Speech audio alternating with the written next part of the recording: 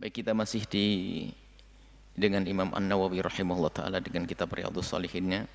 Kita akan masuki bab baru, yaitu babu tahrimi sabbil muslimi bighairi haqqin. Bab tentang qala Imam An-Nawawi rahimahullah ta'ala, nafa'anallahu bihi wa bi ulumihi wa bi ulumi masyayikhihi wa talamidatihi fid daraini amin ila anqal. Babu tahrimi sabbil muslimi, bab tentang keharamannya mencaci, mencerca, mencela seorang muslim bighairi haqqin, kecuali mencaci yang diizinkan. Ada cacian mengolok yang diizinkan karena memang orang ada, nanti insyaallah dijelaskan. Haram kalau kita mencaci seorang muslim. Jadi sab itu kita tahu ghibah. Ghibah itu membicarakan sesuatu yang orang itu tidak senang, membicarakan orang di saat orang itu tidak ada di hadapan kita, dan jika ia mendengar ia tidak senang, maka itu namanya ghibah, menggunjing. Tapi kalau sab itu kita mengucapkan kalimat yang orang itu tidak senang dan kita mengucapkannya di hadapannya. Perbedaan dengan ghibah, kalau ghibah itu orangnya tidak ada di hadapan kita. Kalau sab itu orangnya ada di hadapan kita. Jadi kalau sab itu kita sab mencaci, mengolok, membicarakan aibnya orang, sab di saat orangnya tidak ada, maka namanya menggunjing. Tapi kalau orangnya di hadapan kita namanya sab, yaitu haram juga. Jadi kalau kita membicarakan kejelekan orang yang orang itu tidak ada, namanya menggunjing, juga haram. Dan di saat orang ada di hadapan kita namanya sab, juga haram. Qala Allah Ta'ala, Allah Subhanahu wa Ta'ala berfirman, walladzina yu'dzunal mu'minina wal mu'minati bighairi maktasabu wa qad ihtamalu buhtana wa itsman mubina. Mereka-mereka yang menyakiti orang-orang yang beriman, baik laki atau perempuan, bighairi maktasabu, sesuatu yang mereka tidak lakukan.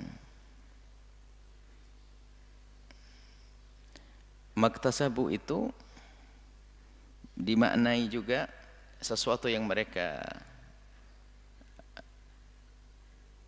tidak lakukan atau yang tidak layak untuk diarahkan kepada mereka. Menyakiti seorang mukmin sesuatu yang tidak boleh secara syariat diarahkan kepada mereka. Lah menyakiti di sini bermacam-macam. Memenggal leher seorang muslim enggak boleh kecuali bihaqqin, karena kisos.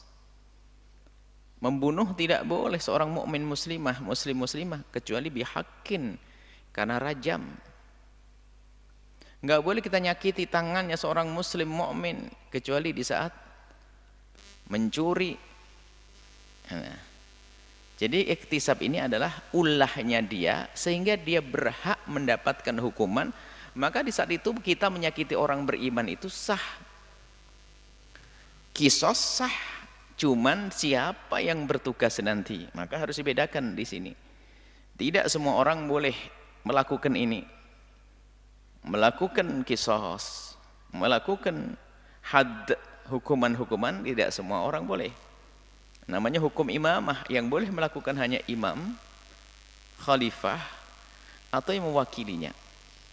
Nah, di sini orang-orang yang beriman tidak boleh menyakiti orang yang beriman yang lainnya, kecuali memang karena mereka layak untuk diperlakukan seperti itu karena dosa-dosanya, karena kesalahannya. Nah, kalau kita mencaci, menyakiti orang yang beriman tanpa dasar, maka faqad ihtamalu, orang-orang itu yang menyakiti orang beriman itu telah menanggung buhtanan. Buhtan itu maknanya adalah fitnah plus. Jadi fitnah Fitnah ada dusta di dalamnya. Ada dusta, buhtan, fitnah. Jadi kalau buhtan, kembali ke bab ghibah ya. Kalau kita menggunjing orang itu naudzubillah, itu membicarakan kejelekan seseorang yang memang pernah dilakukan.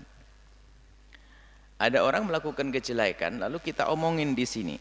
Kita ngomongin kejelekan orang dan memang benar terjadi, itulah menggunjing yang dosa gede. Tapi kalau dia tidak melakukan, lalu kita ngomongin, berarti kita ngarang-ngarang menfitnah, maka namanya buhtan. Kita berdusta, berbohong sekaligus ingin mencemarkan nama orang, nama baik orang. Wah, ini dosanya berat lagi. Sama kita mencaci orang yang dia tidak layak untuk dicaci, maka ini buhtan. Wa itsman mubina, wa dosanya jelas, dosa besar, minal kabair. Maka dari itu mari kita jaga lisan kita. Jangan gampang kita mencaci, mengolok orang yang beriman. Mereka perlu kita jaga kemuliaan mereka. Dan lihat, kalau kita lihat dari bab-bab sebelumnya adalah pembenahan akhlak kita, pembenahan akhlak kita. Dimulai dari sebelumnya kita tidak boleh ngomong kotor, kita nggak boleh menggunjing dan seterusnya. Akhlak-akhlak yang diajarkan oleh baginda Nabi, yang dihadirkan oleh Imam An-Nawawi sekarang adalah jangan biasa mencaci. Mencaci adalah bukanlah kebiasaan orang yang beriman. Disebutkan dalam hadis pada pertemuan yang lalu, Nabi bukan orang yang biasa mencaci dan mengutuk. Kalau orang punya kebiasaan mengutuk, mencaci, maka sesungguhnya kutukan dan cacian akan kembali kepada dia sendiri. Wa an Ibnu Mas'udin, hadis yang pertama dari Sayyidina Abdullah bin Mas'ud radhiyallahu taala anhu, semoga Allah senantiasa memberikan keridhaan kepada beliau. Beliau berkata, qala Rasulullah sallallahu alaihi wasallam, Rasulullah sallallahu alaihi wasallam bersabda, sibabul muslimi fusuqun wa qitaluhu kufrun, muttafaqun alaih. Mencaci seorang muslim adalah fasik, dosa besar. Kalau orang fasik ini apa? Kesaksiannya nggak bisa dipakai. Kalau dia seorang bapak nggak boleh jadi wali untuk anak perempuannya, biarpun dia bapaknya, karena dia fasik.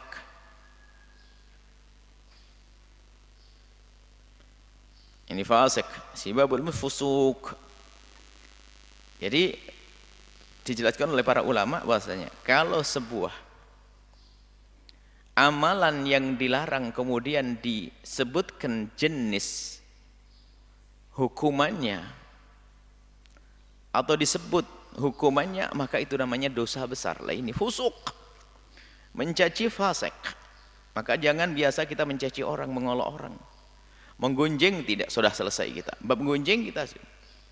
Cuman ada orang nggak mau menggunjing, saya mah terang-terangan aja deh, ngapain semua di main belakang, nggak deh, aku langsung depan mukanya, mencaci. Fusuk, fusukun. Wa qitaluhu kufrun, memerangi atau membunuh seorang mukmin adalah kufrun. Kufur sini adalah bukan kufur keluar dari iman. Jadi membunuh seorang mukmin dosa besar. Jazaa'u jahannam. Membunuh di sini kalau menganggap darahnya seorang muslim adalah halal, maka dia kafir. Makanya harus waspada, jangan gampang mengkafirkan seseorang. Kalau mengkafirkan seseorang itu artinya telah menghalalkan darahnya. Kalau orang dikatakan darahnya halal boleh dibunuh, maka sekarang ada kelompok-kelompok yang dikit-dikit berani mengkafirkan saudaranya, takfirin, mengkafirkan. Ini bahaya sekali. Ini ada budaya kelompok dikit-dikit kafir syirik, innalillah. Mencaci, kita kembali bab mencaci, mengolok seorang muslim adalah dosa besar. Waspada kita. Dan memang ada nasib akhlak itu kan bagian. Ada orang diberi oleh Allah akhlak yang banyak, ada diberi oleh Allah akhlak yang cukup, ada orang yang Allah diberi akhlak sedikit, bahkan ada orang yang tidak diberi akhlak. Ini semua akhlak. Sehingga ada yang subhanallah kita pun menemukan dalam di kiri kanan kita ada orang yang lisannya terjaga. Enggak pernah keluar dari mulutnya cacian, tidak pernah keluar dari mulutnya gunjingan, tidak pernah keluar dari mulutnya fitnah, omong kotor. Ada, kita menemukan orang-orang semacam ini. Itu nasib. Maka lihat nasibmu, bagianmu kayak apa. Jaga lisanmu. Ada orang seperti itu. Coba kita di kelas saja kita menemukan orang itu baik. Subhanallah, tidak pernah ngomong jelek. Belajar dari yang ada di kiri kananmu. Ada orang yang nasibnya Masya Allah, ketika ngelihat sesuatu dia komentar. Ya Allah, matanya. Ya Allah, alisnya. Ya Allah, dagunya. Ya Allah, hidungnya. Nasib buruk dia memang. Fasik dia. Jadi memang spontan jelek memang. Ada orang, hati-hati. Tolong perhatikan dirimu sendiri. Kalau manusia dicari kekurangannya, pasti ada kurangnya. Jadi baginda Nabi Muhammad SAW nggak ada kekurangan. Nggak ada yang bisa mencari kekurangan. Tapi kalau manusia biasa ada kekurangannya. Duduk bersama langsung bau. Seolah-olah dia tidak pernah berbau juga. Ini hati-hati. Ini juga nasib. Hati-hati. Jaga lisanmu. Jangan gampang berkomentar. Karena itu menyakitkan. Dan itu termasuk bagian daripada sabbu tadi. Mencaci, mengolok. Ditahanlah kalau memang terlalu amat baunya. Kalau mengingatkan dengan cara yang halus sekali. Tapi di sisi lain ya kita itu jadi orang ya tahu diri dong. Sudah tahu malas mandi, malas cuci baju. Kalau dekat sama temennya deket-deket amat. Itu bikin pusing lah gitu. Tahu diri ada. Ada orang semacam itu. Memang dia sudah akrab dengan baunya, nggak sadar dia, nggak bau biasa, sudah biasa. Tapi tetangganya itu yang pusing.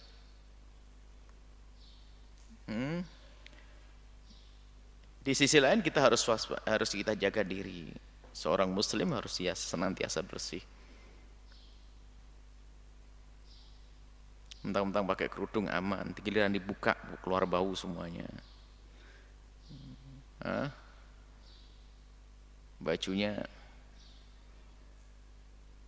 Baju tidak baru tapi bersih.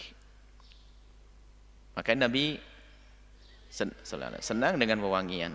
Maka disunahkan kita pakai wewangian. Di saat berkumpul disunahkan mandi. Tujuannya apa? Agar tidak memunculkan orang-orang yang mencaci dan mengolok tadi. Biasakan kebersihan semuanya. Mulut, biasa sikat gigi dan sebagainya. Ada orang memang semua dari kita bau, kita kotor, kita ini makanya nggak pantas sombong. Tapi paling tidak menjaga dia. Jadi kalau kumpul sama seorang, dipastikan saya harus sudah bersih dulu, mandi dulu dan sebagainya. Supaya tidak muncul caci maki. Di sisi lain lah ini babnya. Kalau kita menemukan kekurangan dari seorang manusia yang ada di kiri kanan kita, tolong tahan deh. Dia bajunya Masya Allah bau ya, mungkin sebetulnya dia sudah ingin berusaha untuk pakai baju bersih, akan hadir majelis teman, dia bajunya satu-satunya dijemur kemarin nggak kering, bau akhirnya semacam itu ya, kita tahan deh. Maka bagi siapapun yang punya aroma semacam itu sampai menghadiri masjid pun menjadi tidak wajib bagi yang mengatakan wajib. Karena apa? Baunya bau nggak sedap, ganggu orang lain. Jumat pun menjadi tidak wajib kalau orang diberi oleh Allah sesuatu yang mengganggu orang lain. Apakah dia punya penyakit yang orang lain menjijikkan? Kalaupun hadir Jumatan tentunya jangan di tengah-tengah kelompok. Atau mohon maaf, ada sesuatu aroma yang tidak jangan di tengah-tengah mereka. Karena mengganggu orang lain haram, dosa hukumnya. Jadi begitu indahnya Islam itu. Tolong ya kaum muslimin, mukminin itu yang bersih, Jangan menundang caci maki temanmu sendiri. Baik, kalau kita menemukan kekurangan, ya kita sabar deh. Jangan latah kita mencaci. Ada orang latah betul, Masya Allah. Dia tidak komentar. Oh, astagfirullah, rambutnya, ketawa ngakak. Innalillah. Kita juga pernah melihat suatu ketika ada. Waktu sama-sama belajar di sebuah tempat itu. Ada satu santri memang nasibnya buruk. Dia itu menghafal kebiasaan jeleknya ustadznya semuanya. Ada ustadz yang kalau ngomong dikit-dikit gini, dia entar lagi begini. Jadi dia bisa nirukan. Rupanya waktu dia ngelawak sama temannya itu, dia bisa 10 ustadznya bisa ditirukan keanehan ustadznya. Yang satu gini, suka gini. Kalau habis ngomong seperti gini. Yang satu jempolnya digini-gini, jempol kakinya. Kalau ustadz ngomong begini. Jadi hafal. Jadi semuanya hafal. Jadi memang matanya itu mata jelek, dia mata kotor, nggak bisa ngelihat baiknya orang. Oh hafal, jadi temennya ngakak memang. Naudzubillah, kita ke bawah juga. Temennya ngakak, setiap dia cerita ngakak, ceritain gurunya. Tahu enggak Ustaz nih, Masya Allah Ustaz nih, ini kan, ngakak ketawa. Lihat sama temennya itu. Itu kan menggunjing juga. Menggunjing tidak harus mengucapkan, pakai isyarat saja sudah menggunjing. Kalau beliau dengar kan pasti marah, menggunjing. Kalau di depannya mencaci, seorang mukmin harus menjaga lisannya. Kalau kita melihat pemandangan yang tidak layak, maka jangan serta-merta kita mencaci dan mengoloknya, mencium bau aroma yang tidak baik. Bahkan sehingga kadang dengan pasangan pun latah, ngomongnya bau dan sebagainya, akhirnya menjadikan semuanya serba tidak nyaman. Tapi tolonglah ya, suami istri dan sebagainya, biasa dengan kebersihan. Kita pendidikan ini penting sekali. Suami kalau mau ketemu istrinya, ya paling tidak ya kami imbau untuk mampir pom bensin dulu deh, cuci bersih-bersih biar agak wangi, biar istrinya tidak sesak nafas. Istri di rumah kalau sudah kedatangan suami, jangan habis tidur langsung saja nggak ke kamar mandi dulu, nggak cuci, Masya Allah aromanya lengkap. Nggak semacam itu. Muslim, orang Islam tidak diajarkan seperti itu. Islam harus bersih dong. Minta izin sama suami, ntar sama air dulu sebentar, bersih-bersih semuanya, baru nemui suaminya. Ada kecuekan-kecuekan. Ya cuman karena istrinya sangat baik, ya diam saja, nggak pernah komentar. Karena suaminya baik sekali, ya nggak pernah komentar. Karena kawannya baik sekali, nggak pernah komentar. Tapi kita harus tahu diri dong. Jangan mengundang orang mencaci kita. Kita harus tahu diri. Wan Abi Dzar radhiyallahu ta'ala, dari Abi Dzar radhiyallahu ta'ala annahu sami'a Rasulullah, beliau mendengar Rasulullah sallallahu alaihi wasallam yaqulu, bersabda, la yarmi rajulun rajula bil fiski awil kufri, tidaklah seseorang menuduh orang lain dengan kefasikan. Yarmi itu melempar, menuduh maksudnya. Atau mengatakan, tidaklah seseorang mengatakan orang lain itu fasik atau kafir. Maka hati-hati, jangan mengatakan fasik ini bukan sekedar gelar fasiknya, jenis-jenis fasiknya. Bukan makna fasiknya saja, jenis kefasikannya. Kefasikan itu macam-macam dosa. Kalau kita mengatakan seseorang dengan pelaku melakukan dosa yang menjadikan dia fasik, maka ini maksudnya. Bukan sekedar menuduh kamu fasik begitu saja, tidak. Termasuk mengatakan kamu fasik sama, atau kamu kafir. Oh naudzubillah. Ilartaddat bihi, ilartaddat alaihi, kecuali kalimat itu akan kembali kepada dia sendiri. Illam yakun sahibuhu kadzalik. Jadi kalau misalnya, kalau kita mengatakan indah dalam Islam ya, kalau kita menyebut orang muslim dengan sebutan ya kafir, ini dua pilihan. Apakah seseorang yang mengatakan seorang muslim itu kafir, dia meyakini kalau dia itu adalah kafir padahal dia beragama Islam? Atau dia menganggap keislamannya itu sebagai kekafiran? Nah kalau dia menganggap semacam ini, maka sungguhnya dia sendiri yang kafir. Orang beriman disebut sebagai kafir. Makanya man qala li akhi ya kafir faqad ba'a biha, yang seperti ini, irtaddat alaihi. Barang siapa mengatakan kepada saudaranya ya kafir, maka dia sendiri yang kafir. Hati-hati, jangan gampang mengkafirkan orang lain. Kalau kita mengatakan orang yang beriman sebagai ya kafir, maka kita kafir sendiri. Kenapa? Orang beriman kita katakan kafir. Misalnya kita sebut jejer ulama orang muslim sendiri. Kita tunjuk satu kafir saja, kita sendiri kafir. Ada sekelompok yang kerjaannya mencaci maki dan mengkafirkan. Yang dikafirkan bukan orang-orang kecil, bukan kelas-kelas kita yang dikafirkan. Dikutuk, dicaci, diolok, siapa?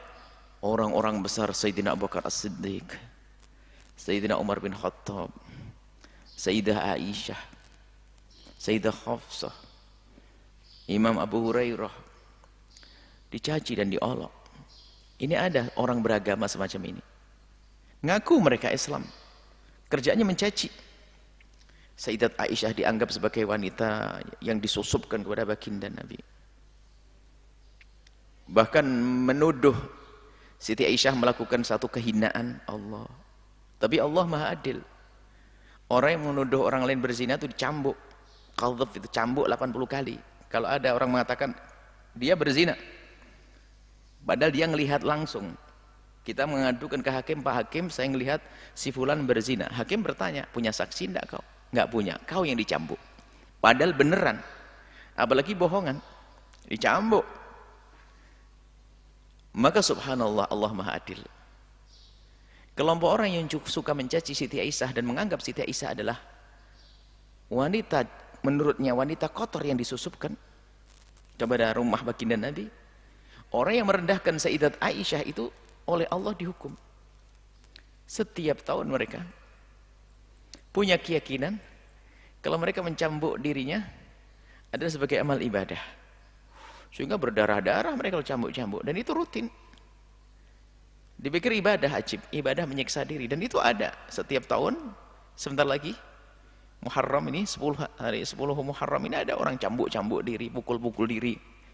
Ini kelompok yang mencaci Siti Aisyah. Dijadikan keyakinan. Allah membuat itu menjadi keyakinan yang mereka mencambuk sendiri. Kita tidak mencambuk mereka, tapi mereka mencambuk diri sendiri. Na'udzubillah. Maka hati-hati, jangan berani kita membicarakan kejelekan orang yang beriman dimanapun berada, siapapun dia. Apalagi mereka adalah ulama, mereka adalah sahabat, mereka adalah ahli bait Nabi.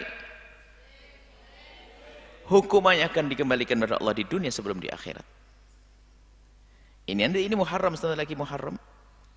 Kalau sudah masuk Muharram 1, 2, 3, 10 Muharram ramai.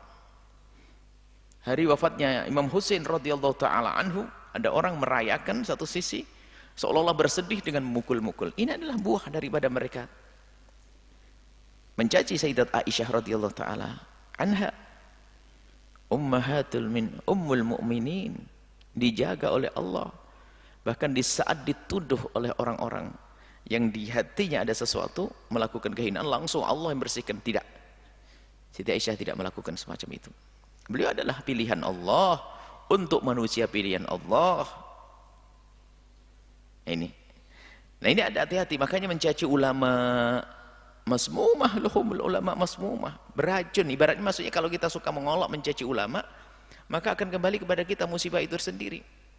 Termasuk kaum muslimin mukminin, makanya dilarang sini.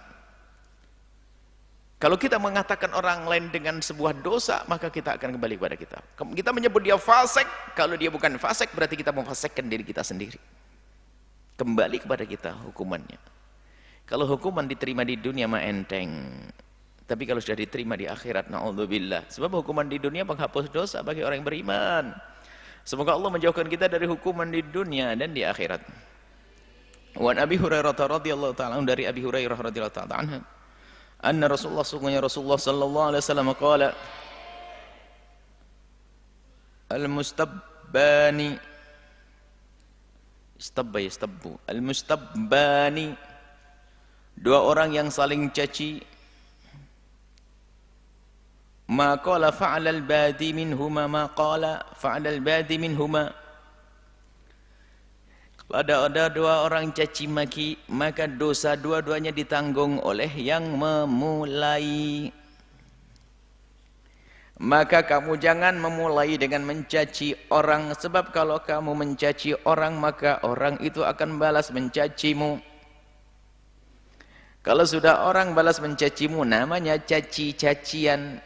Dua-duanya dosa, yang nanggung adalah yang memulai. Fa'alal badi minhuma, dari mulai hatta ya'tadil madlumu, sampai caciannya jika berlebihan baru dia nanggung. Jadi kalau ada seorang A mencaci B, A mencaci B lalu B-nya membalas misalnya. Membalas.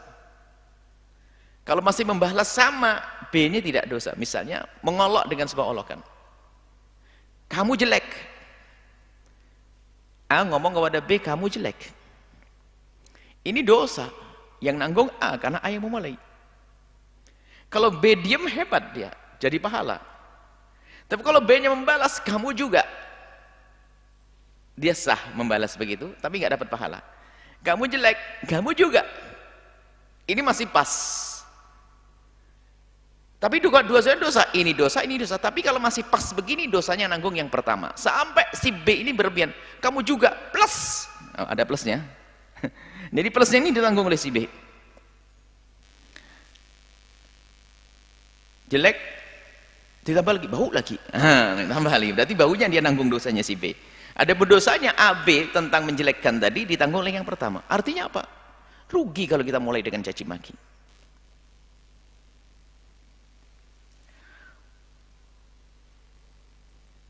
Saya teringat waktu ngambil ijazah kitab Sirajut Talibin kepada seorang kiai di Jawa Timur.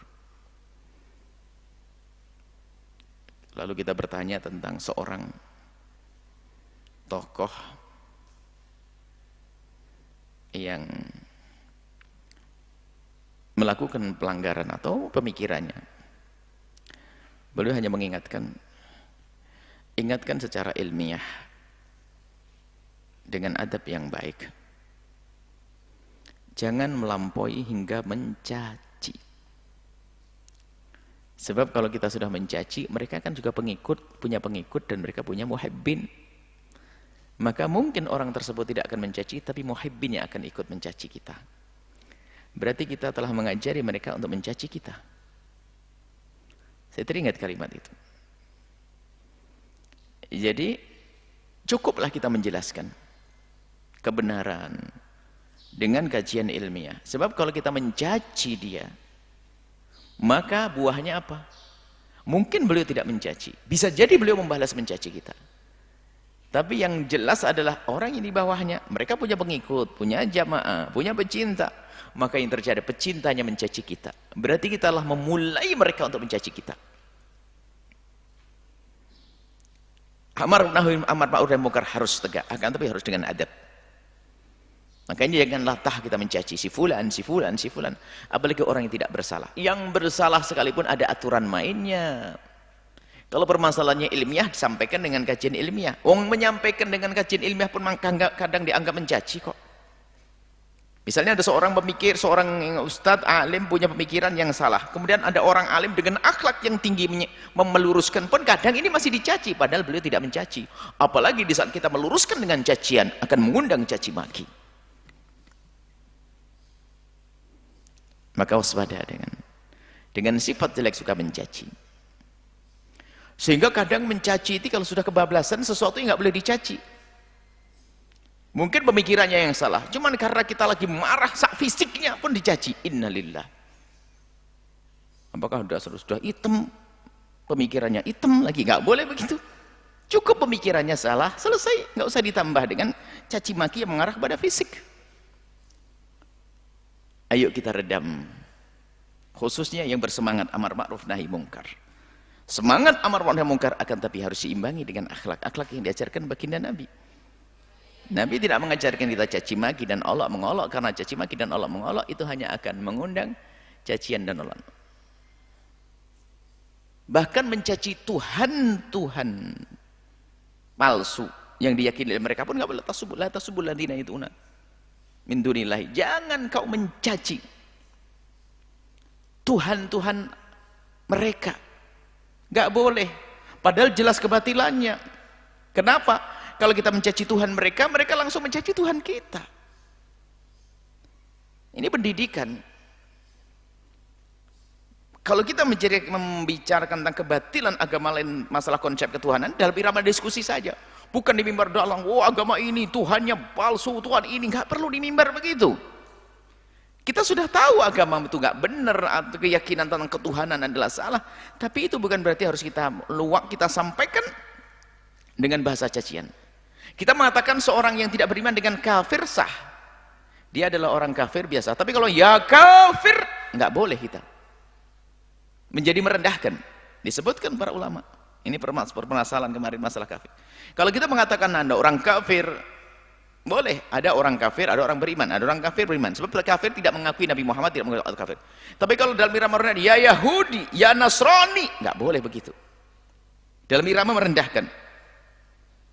Karena emosinya itu menunjukkan kalau kita mencaci. Jangankan kok Yahudi, Nasrani.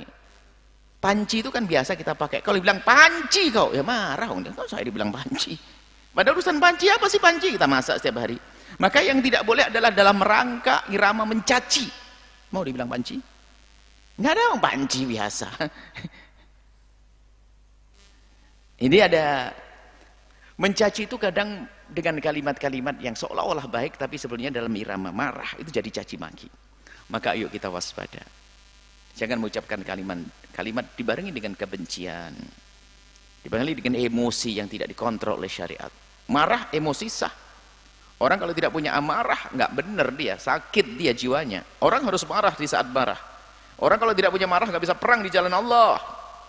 Cuman marah kita harus dipandu oleh syariat dan akal kita agar menjadi satu sifat yang hebat yang namanya syaja'ah, keberanian.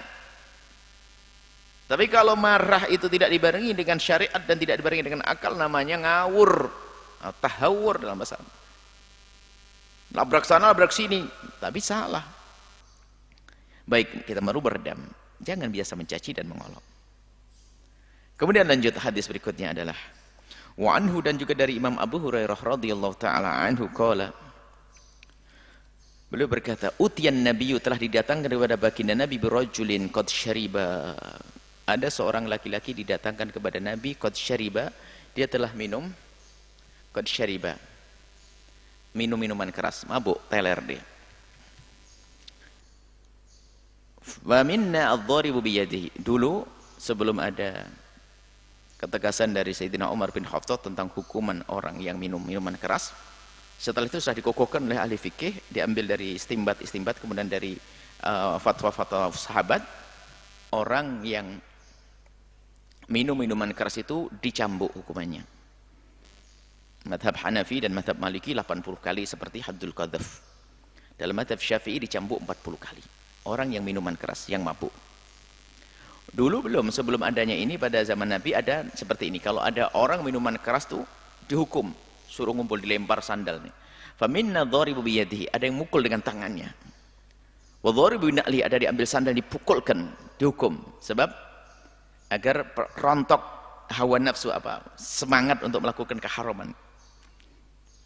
Dan dihukum wa dharibu bithobi, ada yang memukul dengan bajunya. Artinya peminum waktu itu betul-betul dihukum. Cuman caranya seperti hukumannya. Sampai nanti setelah datang para sahabat Nabi menjelaskan bahwasanya, kemudian para fuqaha menjelaskan hukuman bagi peminum minuman keras adalah 40 cambuk dalam madhab Syafi'i. Madhab Hanafi dan Maliki adalah 80. Ada madhab Imam Ahmad adalah riwayat seperti madhab Malik, riwayat seperti madhab Syafi'i. Nah, dulu masih dipukul-pukul begitu. Dan ingat, semua dosa yang sudah dihukum pelakunya di dunia maka tidak akan dihukum lagi di akhirat. Allah pantang menghukum 2 kali. Biarpun dia berzina misalnya dicambuk di dunia, di akhirat tidak dihukum lagi. Dia berzina, sudah punya suami, berzina lalu dia cambuk, dirajam sampai mati, tidak akan dihukum di akhirat. Sudah diampuni dunia. Allah pantang menghukum 2 kali. Selagi hukuman sudah ditegakkan di dunia, maka di akhirat tidak ada lagi. Nah, ini ada ceritanya orang minuman keras, kemudian suruh Nabi oleh dihukum, dipukul, selesai. Falamman sarafa, setelah itu dianggap selesai oleh Nabi. Sarafa, Nabi pergi. Qala ba'dul qaum, falamman sarafa, setelah itu, setelah dihukum, dia minta, ada sebagian sahabat Nabi setelah melakukan dosa minta, ya Rasulullah, tahirni, sucikan aku. Faqad zanaitu, aku telah berzina. Ini minta bersih, ya Allah bersihkan, aku telah minuman keras. Dihukum oleh Nabi, selesai, aman, enggak punya dosa sudah. Setelah pemabuk ini pergi, orang yang di situ tuh yang tadi ikut mukul dan lihat kejadian itu merendahkan. Akhzakallah. Sambil lihat orang yang pergi itu, orang yang minuman keras, anggap saja pezina juga. Akhzakallah, semoga Allah menghinakan kau. Mencaci. Padahal dia adalah pemabuk. Akhzakallah, semoga Allah merendahkan kau. Qala, Nabi marah, la taqulu hadza. Jangan ucapkan seperti itu. Dia sudah diampuni oleh Allah dengan dihukum. Jangan caci dia. La tu'inu alaihi syaitana. Jangan kau tolong syaitan untuk menjadikan dia tetap dalam kehinaan. Maksudnya begini. Kalau sudah ada orang tobat, sambut dia. Jangan dihinakan dengan masa lalunya. Kalau kita masih sering membawa masa lalunya, dia akan capek, lalu dia akan menjadi putus asa. Sudah tobat pun masih diolok-olok, mending balik lagi. Berarti kita nolong setan untuk mengembalikan mereka kepada keharamannya. Maka sering kita sampaikan di majelis ini, hati-hati di saat menyambut orang bertobat. Jangan bicarakan kejelekan masa lalunya. Dia berdosa di hari yang lalu, dia berdosa di minggu yang lalu, dia berdosa di tahun yang lalu. Akan tapi Allah Maha Pengampun. Dia menghadap kepada Allah, mohon ampun, selesai. Dosa apapun itu. Kalau sudah orang bertobat, at-taibu minadz-dzambi kaman la dzambalah. Mungkin Allah sudah mengampuni, maka jangan sampai lisan kita kotori dengan merendahkan mereka, padahal dia sudah diangkat oleh Allah. Makanya jangan kita, ada orang melakukan kehinaan sudah tobat, jangan dihinakan. Apa saja, dosa apa saja, minuman keras, judi, zina, semuanya kalau sudah orang itu tobat, besarkan hatinya, tutup aibnya. Jangan hinakan terus, jangan caci. Waktu ada orang mengatakan ahzakallah, semoga Allah menghinakan kau, Nabi marah. Jangan kau tolong setan untuk menjerumuskan dia kembali. Seorang wanita misalnya melakukan kehinaan zina, kemudian setelah itu dia pengen tobat, tak taunya sama yang mengajari tobat dicaci dan diolok. Dia bosan, tobat apaan, mau tobat masih dicaci maki. Tapi kalau dibesarkan hatinya, diajak menutup aibnya. Kalau memang ada yang putus asa, nasib buruk dia memang. Nasib buruk memang nasibnya dia nggak bakal selamat dia. Sudah melakukan zina, mabuk, judi. Tak taunya ketemu ustadznya yang kasar sehingga dia tidak jadi tobat, berarti nasib buruk dia. Ketemu ustadz yang salah. Memang dia akan terhinakan di dunia dan di akhirat. Tapi kalau ketemu ustadz yang benar, membimbing untuk tobat sampai dia sadar, beruntung. Maka jangan tolong syaitan untuk menjerumuskan orang yang sudah tobat. Dengan cara kita mencaci orang tersebut, maka setan senang.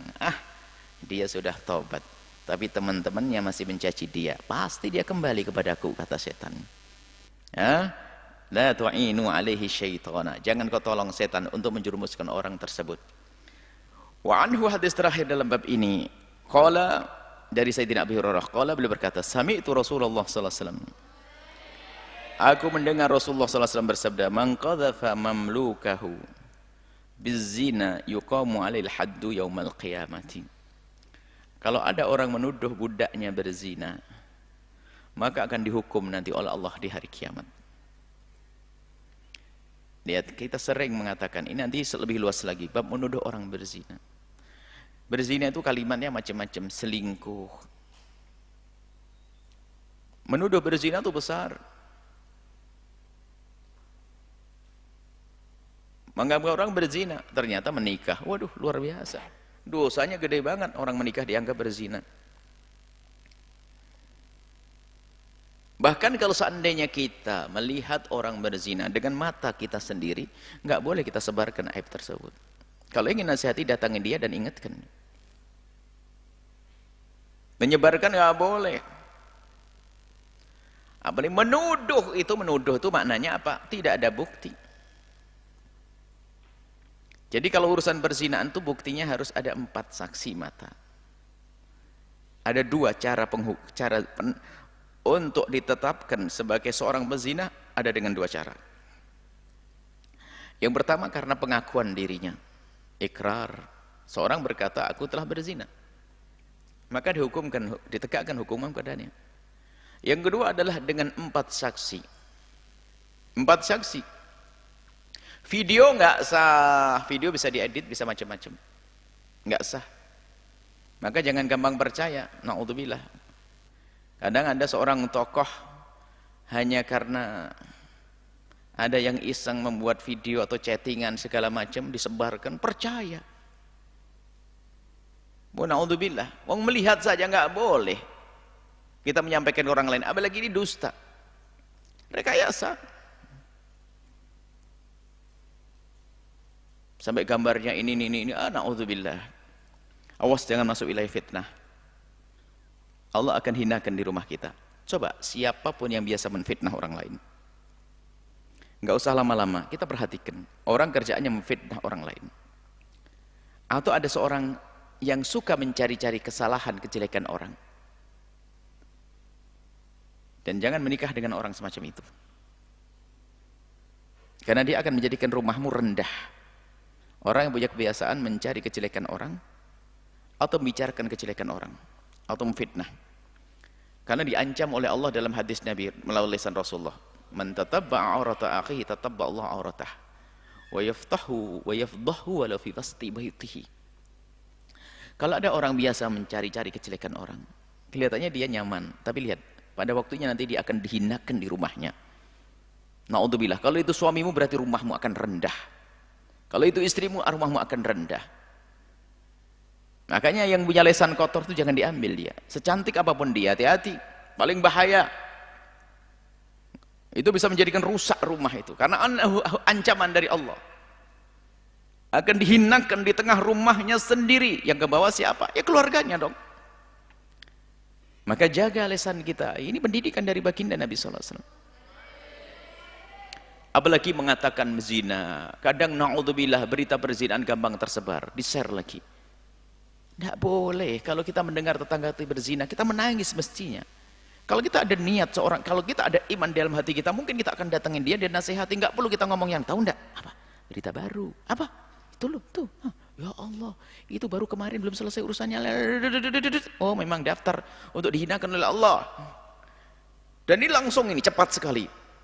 Kalau orang biasa mencari kesalahan orang, aibnya orang, langsung dibongkar oleh Allah. Ajib. Maka biasalah menutup aibnya orang, bukan mengungkap kejelekan seorang. Jangan mudah mencaci. Allah akan kirim orang mencaci kita nanti. Dan seperti itu, alasan apapun sudah jangan di pendidikan. Kalau sepanjang hidup kita itu tidak mencaci Fir'aun pun tidak dosa. Diem tok nggak dosa. Cuman kenapa kok kita nggak bisa menahan lesan kita dari mencaci saudara kita? Kalau perbedaan urusan akidah, kita jelaskan akidah sesat. Ini sesat, selesai. Nggak usah mencaci fulan, dasar begini-begini, nggak perlu. Karena itu akan mengundang kebencian, permusuhan, dan dendam yang tidak akan berakhir nanti. Illa ayyakuna kama qala. Jadi kalau ada orang mengatakan seseorang itu berzina, maka dia akan dihukum di akhirat. Dosa besar. Kecuali ditegakkan hukum dihukum di dunia. Kecuali illa yakuna kama qala, kecuali memang benar dia. Kama qala ini mengatakan kalau benar berzina, ini ada aturannya. Kita tidak boleh mengatakan seseorang berzina. Kalau kita mengatakan seseorang berzina akan dihukum di akhirat oleh Allah, dosa besar. Kecuali kama qala, kalau memang dia pernah berzina. Maksudnya pernah berzina ini bagaimana? Dengan dua. Dia ngaku, lalu kita mengatakan kamu berzina karena dia ngaku. Itu pun nggak boleh kita sebarkan ke orang. Kita hanya mengatakan pada orang itu, kamu sudah pernah berzina, kenapa nggak tobat? Berarti kita menyebut berzina karena dia ngaku. Tapi yang nggak pernah ngaku nggak boleh. Kamu pernah berzina, menuduh, dosa besar. Jadi kama qala di sini dua arti. Yang pertama, dia adalah mengaku, atau yang kedua dengan 4 saksi. Selain daripada duanya ini nggak boleh.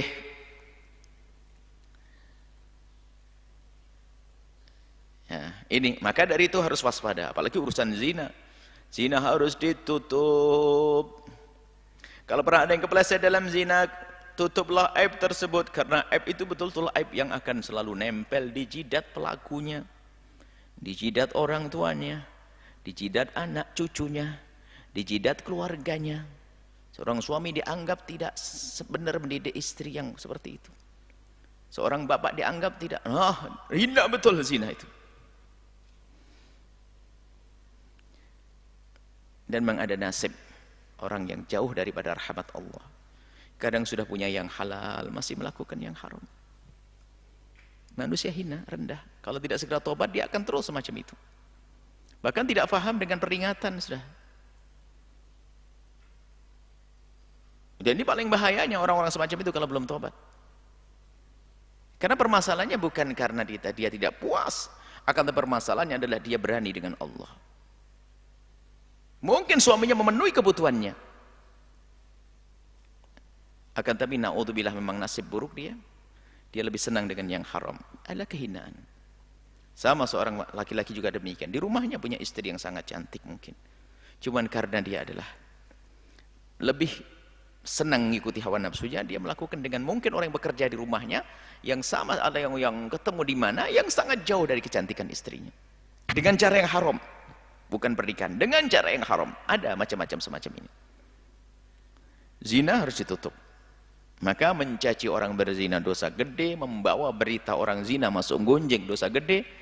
Maka jadilah orang yang berakhlak mulia, tidak mudah mencaci, tidak mudah membicarakan kejelekan seseorang, dan kita mudah memaafkan orang. Indah hati kita.